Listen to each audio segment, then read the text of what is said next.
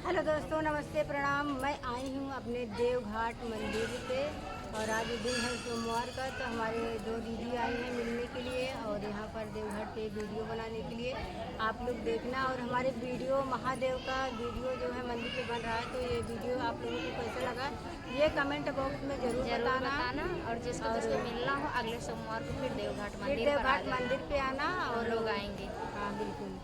और दीदी अपने चैनल का नाम बताइए। तो हमारे चैनल का नाम है अनीता लोकगीत चैनल। तो सब लोग अनीता लोकगीत चैनल पर जाइएगा और उनके चैनल को सर्च मारिएगा, ढेर सारा प्यार दुलार आशीर्वाद दीजिएगा। और साथ में दीदी हैं, वीडियो बनवाती हैं। ये दीदी हमारे बहुत सपोर्ट करती हैं। और आप लोग को चलिए ले चलते हैं एक कांवरिया गीत पर। आज सब कांवरिया भी आए हैं इधर, तो आप लोग जल चढ़ाए। बाहै पावन पुरवैया है भोला मोरी भीगे चुनरिया हो। बाहै पावन पुरवैया है भोला मोरी भीगे चुनरिया हो। बाहै पावन पुरवैया है भोला मोरी भीगे चुनरिया हो। भीगे चुनरिया भोला भीगे चुनरिया, भीगे चुनरिया भोला भीगे चुनरिया। बाहै पावन पुरवैया है भोला मोरी भीगे चुनरिया हो। बाहै पावन पुरवैया है भोला मोरी भीगे चुनरिया हो। भीगते चुनरिया मैं तो बागों में गईली, भीगते चुनरिया मैं तो बागों में गईली। बागों में गईली हो, बागों में गईली, बागों में गईली, बगीचों में गईली। मलिया ने रोका डगरिया है भोला मोरी भीगे चुनरिया हो। मलिया ने रोका डगरिया है भोला मोरी भीगे चुनरिया हो।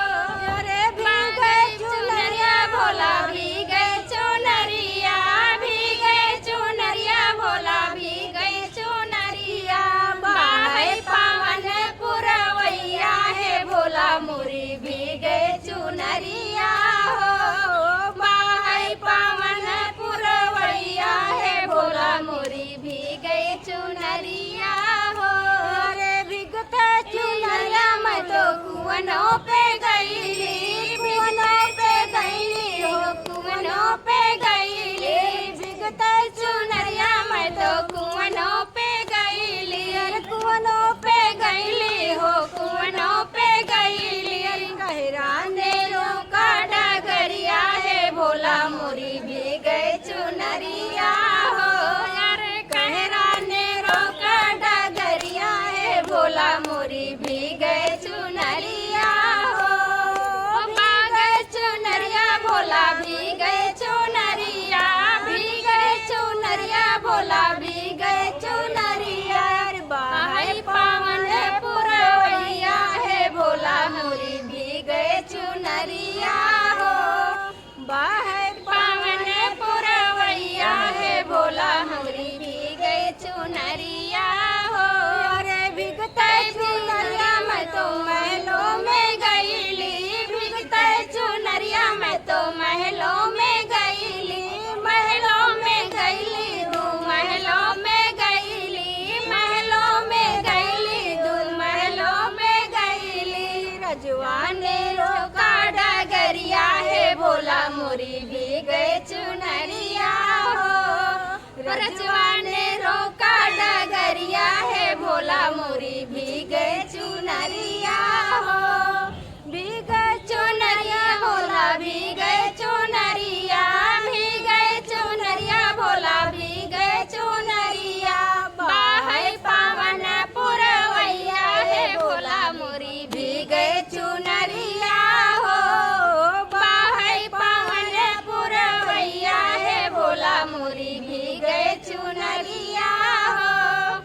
तो दोस्तों, ये था हमारा चटाकेदार गाना और आप लोग कमेंट में बताना गीत कैसा लगा। फिर मिलते हैं नए वीडियो के साथ, नए गीत के साथ, तीनों वीडियो के साथ। Bye by.